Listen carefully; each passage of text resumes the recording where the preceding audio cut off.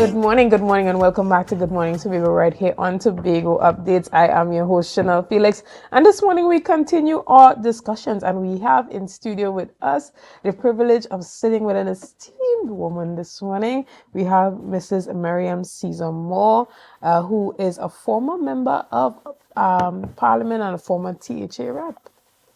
Not Parliament. THA, yeah, a former rep for the Tobago House of Assembly. Yeah. What area were you representing in your time? I did at the time I did the Secretary for Health and Housing Right. at my initial getting into politics So you got in as an area rep or as a councillor? as area rep. As an area rep for which area? And that was better patients at the Better time. patients still at the time. Excellent. And so this morning we're chatting a bit about some of the delays that we're seeing happening as it pertains to shipments of goods to Tobago. Why is it important for us to not only look at this at a surface level, but to look at some of the structural inefficiencies that has caused Tobago to continue to be on the back end, specifically when it comes to businesses and access to goods and services? That has been a drawback over the years for Tobago. It happened when we spoke about the Deepwater Harbor, then we were able to get that. But still, anytime there's a little hiccup in Trinidad, Tobago gets the brunt of it. As they say, Trinidad catches a cold and we get the fever. Right. And when you look at the time that you would have spent at the assembly legislature in your time as an assemblyman, as well as being a secretary, do you feel like to this day, this current administration and today's politicians are still fighting some of the same battles that you were fighting during your time? And what are you recommending as opposed to having that forward movement on these key issues? So it's over about 30 odd years that we have been fighting and hoping to get better services for Tobago. Things have improved. It would be foolish for me to say that we haven't seen improvement. But the pace is so slow, very slow, that Tobago always has to suffer. Remember, we are an island surrounded by water. And what I say is that if you improve Tobago's infrastructure, meaning seaport, airport, and all that, Trinidad will benefit. If there is a disaster in Trinidad in such a way that we have to help, we need the infrastructure in Tobago to do that. And that's why it is foolhardy to not make sure that Tobago has the infrastructure that it needs. Right. And when it comes to access to that infrastructure, for a long time, the Tobago House of Assembly and this administration has echoed the sentiment of not having sufficient resources to facilitate the type of development that is needed to have that forward movement. But we do have representatives at the parliamentary level who have that direct connection to the central government, that direct connection to the Minister for Finance and to the Prime Minister. And do you think it is at this level that most of the advocacy and the conversation needs to take place to have those strong reps to truly echo the sentiment of Tobago? It is very true. And I'll tell you why there is that bridge to be crossed. When you have a representative that represent a party in the government, they have to listen to what the head of the party or the person in charge is saying. So no matter how they may have all these gorgeous plans and programs, if the head decides you're not going to get it, so be it. And they are not responsible or care about whether you you give your best to your constituency. For example, in the early 1970s, the then Prime Minister of Tobago, of Trinidad and Tobago, was very forward in saying, and historically said,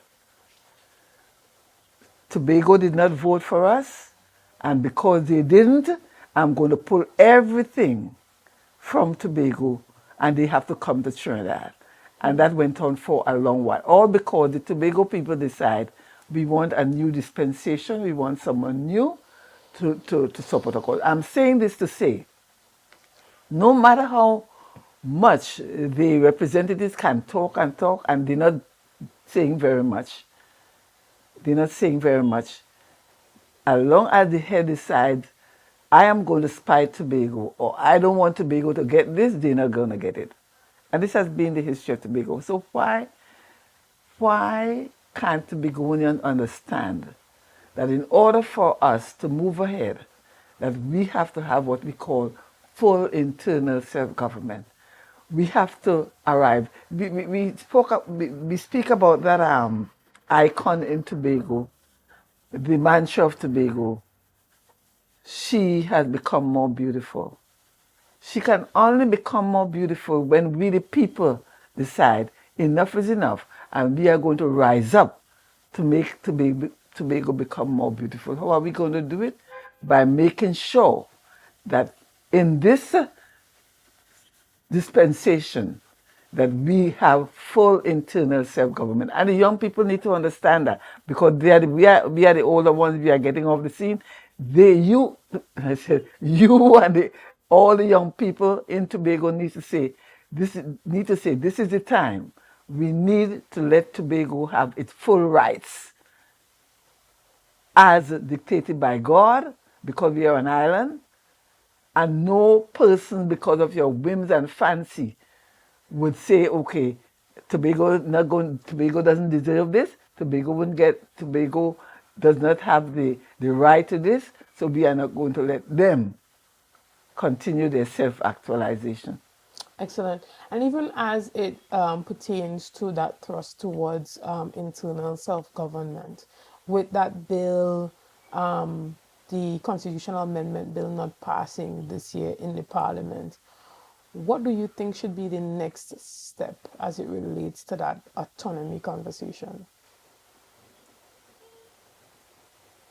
Tobago needs to come together as a group. Forget the party. Look at Tobago. All of us are we've been in this for 30, 40 years.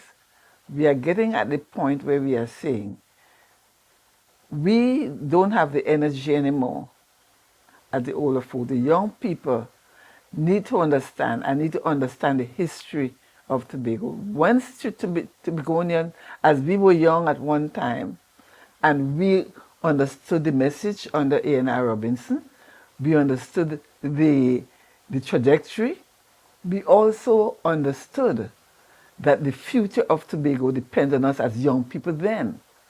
So the young people now need to have that passion for Tobago to say, we are tired of going down and begging Trinidad. Let's do something different. And if they rise up with that in mind, that passion in mind, we can see a difference. And I'm hoping that with the different elections that are coming soon, that the young people of Tobago would say, it is not just for getting a job and getting an early morning work, but it is for my children and my grandchildren. That's what we saw in the 1970s and 80s. We saw that.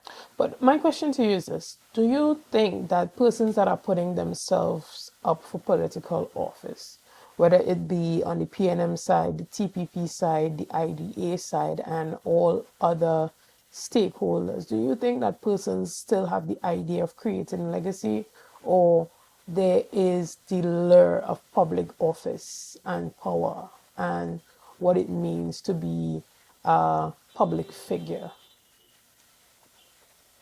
No, I want to be very positive and hoping that the passion we had under A&R Robinson, that some of that still remains, and not just for the power and the public show. I'm hoping, because if we don't have that hope, things will just die. If you have the current set of people not having that passion and it's just for show, then we are doomed. And that's why I still have hope that the current set that are there now, whether on the P&M side or the TPP side or the other PDP side, if they try to harness some of that passion, and we call it patriotism in lots of countries, just a little injection of that will go very far. And we need to understand that the people are the ones that vote for us and keep us there. So let us remember that while we may have a little chip on our shoulder that, okay, we're going for the little power, remember that the people are the ones that put you there. And trust me, they can speak. Exactly. They may not be able to get their voice heard now, but at some point, they're going to speak. And I'm hoping that we are listening. I really do hope that we are listening. We are listening. And I put that in very broad context because there's going to be a demonstration, whether physical demonstration or by silent movement. And Tobago people need to rise up and say, we need internal self-government and this is the way we're going to have it. Right. And so, I mean, I want to thank you so much for coming on this morning. And I also want to thank you for ensuring that you continue to put your voice in the conversation and have a say, utilizing your experience and your expertise to encourage this generation of leaders to have the passion that it takes to work, not for a salary, but to leave a legacy. Yeah, you need your salary too. So I'm not going to say it's just all that, but at the back of your mind, know that you are now in a position to right some of the wrongs. I'm not saying all, some of the wrongs.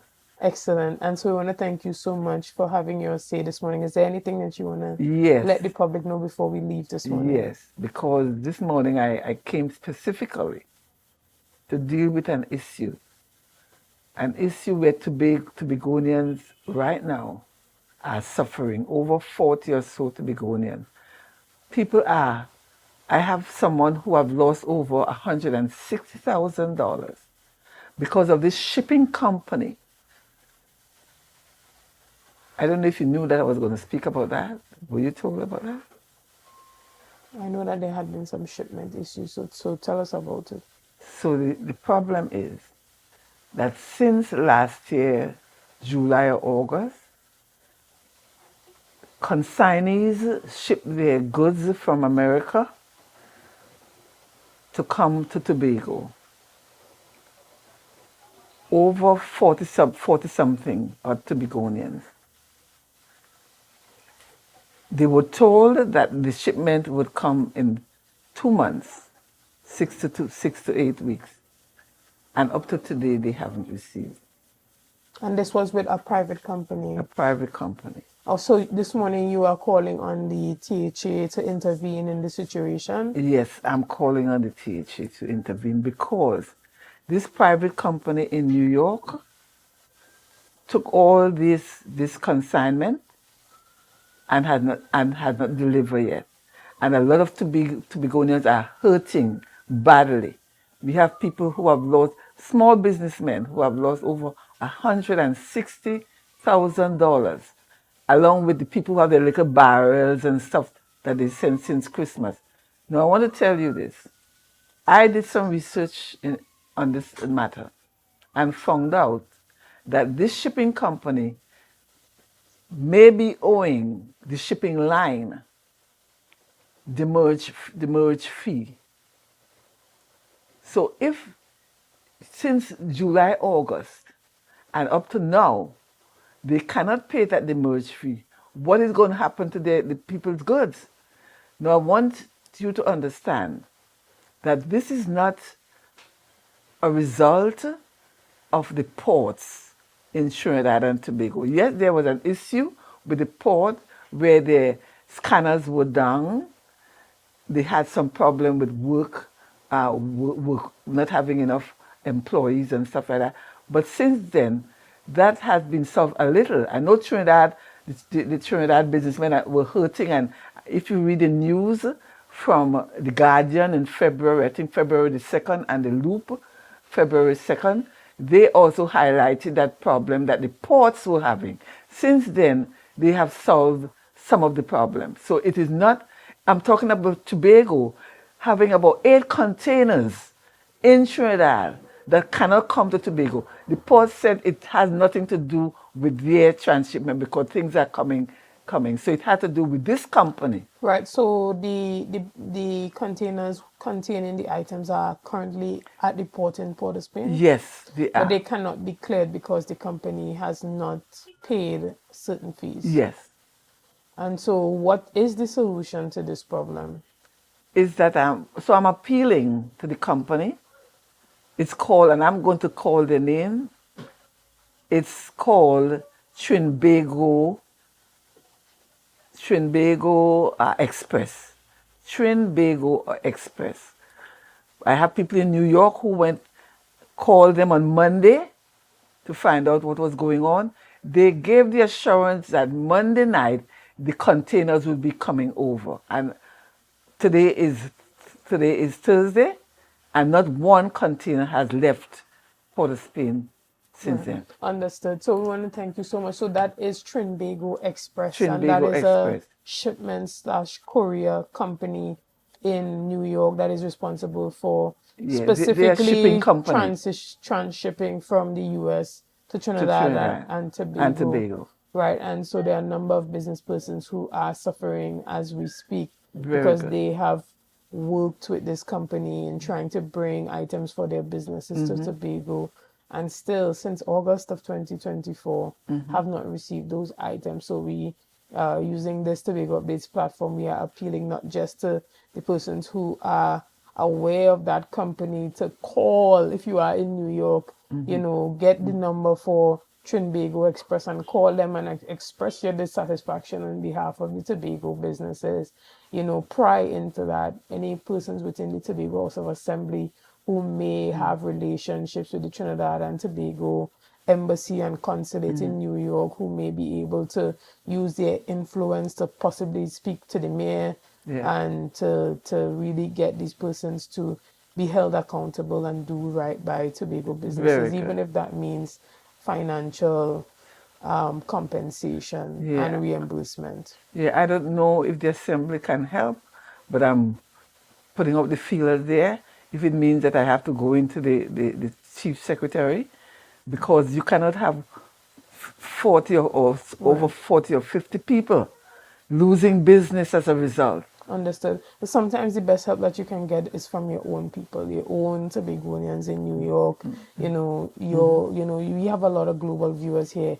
I mean, we have a lot of viewers that are actually viewing from New York. So if you are in New York, or you're just in the United States and you're watching, you might be in a different state, but you have the access to make a call. Go on Google, look for the Tobago Express company and give them a call and let them know that, you stand on behalf of Tobagonians and we are taking matters into our own hands as it relates to this investigation, not necessarily depending on a overburdened THA to try to solve the problem. But again, we want to thank you for coming in this morning, and we hope that the persons are compensated adequately and they receive their goods within short order. Guys, we want to thank you so much for joining us this morning. Again, we want to encourage you to, on March the 6th, to tune into the Assembly Legislature. Hopefully I could be a part of that debate. You never know, you might just see me there. And we will be broadcasting it live here at on Tobago Updates, that women debate that's happening at the Assembly Legislature on March the 6th. And we are talking about the eradication of period poverty as it relates to International Women's Day. So again, we want to thank you for being a part of this morning's discussion. Thank you for your likes, your shares, and your comments, and all that you have been doing and continue to do to make Tobago Updates the #1 broadcaster here on the island of Tobago. Now I'm signing out for this week. Today is my last day, so I'm encouraging you guys to stay safe over this carnival period. Be safe, be safe, be safe, whatever it is that you decide to do. Even if you decide to stay away from the carnival festivities and just go to the beach or go to the river, whatever you are doing, be safe. Be safe on the roadways. Sometimes it's not even your fault, but just by being vigilant, you could avoid, being in a situation that you yourself did not cause or even leave your house expecting. Every time you leave the house, make sure to pray and cover yourself, because, it's the mercies of God that is keeping us alive today. So again, we want to say, have a great day from us here at Tobago Updates. So wake up and hear me, neighbor. 60,000 people strong.